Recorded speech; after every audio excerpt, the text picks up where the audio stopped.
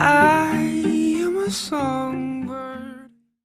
Hi guys, welcome back to another episode of Earthling Nutrition, where we define, explain, and discuss topics relating to one of the most impactful and intimate aspects of our health and life, nutrition, what we put into our bodies, and what eventually becomes part of us. My name is Savvy, and today we're going to learn about what carbohydrates are, what they do inside of our organic tanks of splendor, and where we can get them in our diets.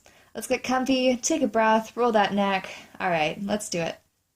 Chemically, carbohydrates are compounds made up of one or more sugar units that contain carbon, carbo, as well as hydrogen and oxygen in the same 2-to-1 proportion found in water, hydrate, H2O, right? So get it, carbohydrate, makes sense. Carbohydrates made up of only one sugar unit are called monosaccharides. Mono means one, saccharides means sugar. Those made up of two sugar units are called disaccharides. Di means two, and those made up of more than two sugar units are called polysaccharides. Poly means many. Let's talk about those wee little sugars first. So monosaccharides and disaccharides are classified as simple carbohydrates, or sugars. Each sugar, regardless of type, will always contain 6 carbons, 12 hydrogens, and 6 oxygen atoms. But where they differ is in their molecular arrangement. Fruits, vegetables, and mammalian milk are sources of simple carbohydrates. The monos are glucose, fructose.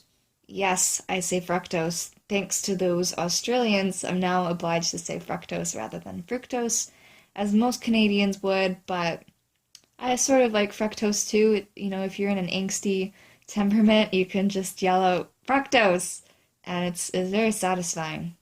It's good. And galactose is the other monosaccharide. Glucose, commonly referred to as blood sugar, is the most important carbohydrate fuel for the body. Glucose is produced in plants by the process of photosynthesis, which uses energy from the sun to combine carbon dioxide and water and supply that plant with the same energy it's giving us when we consume it. How does it feel to know that we have that similarity? Plants and humans, you know? It's amazing.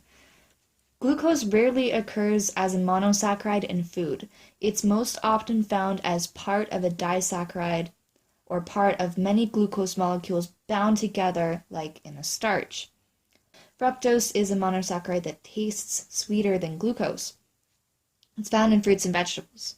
Galactose is less sweet than both glucose and fructose and can be found as part of the disaccharide lactose in milk. Speaking of which, now we're on to disaccharides. So the most common disaccharides in our diet are maltose, sucrose, and lactose. Maltose consists of 2 molecules of glucose.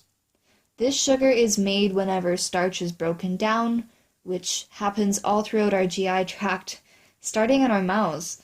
It's responsible for that slightly sweet taste experienced when something like a starch is kind of held in the mouth. So when you're chewing something like bread or potato, you'll notice after a while it starts to taste sweet. So as the salivary amylase, which is the enzyme that breaks down starches in our mouth, some sweeter tasting maltose is formed. Sucrose, common table sugar, is the disaccharide formed by linking glucose to fructose. It's found in sugarcane, sugar beets, honey, which you won't be consuming as a vegan, but maple syrup as well. Sucrose is the only sweetener that can be called sugar in the ingredients list on food labels because it's just so darn special. Lactose, or milk sugar, is glucose linked to galactose. Lactose is the only sugar found naturally in animal foods. It contributes to 30% of the energy in whole cow's milk, which as a vegan you won't be consuming, and 40% of the energy in human breast milk, which you also wouldn't be consuming unless you're maybe the age of 2 or under. And in that case, if you're watching this video, then I am so impressed with you. You are ahead of the game. Good job. Alright, for toddlers and for adults alike, we'll continue. Polysaccharides, complex carbohydrates, we also call them. They're generally not sweet to the taste like simple carbohydrates are. They include short chains of 3 to 10 monosaccharides, and we call these oligosaccharides, and also longer chain polysaccharides. The longer chain polysaccharides include glycogen in animals and starch and fiber in plants. Another type of polysaccharide that functions with proteins in body secretions and structures are called mucopolysaccharides. So these give mucus their viscous consistency. They provide cushioning and lubrication in connective tissue. All right, we're actually done here. Give yourself a pat on the elbow. You did great. I didn't choke on my tongue. It's been a good video. If you found this video helpful, please remember to give it a thumbs up. Subscribe if you haven't already. Check out Earthly Nutrition on the social media outlets listed in the description box. Also, the Earth Food and Light at Night Facebook group will forever welcome new members and voices in our discussions and Q&A posts. So you can head over on there. It's also in the description box. You can suggest a video topic in the comment section. Let's all remember to eat, thrive, and be kind today, my beautiful Earthling friends. I'll see you next video.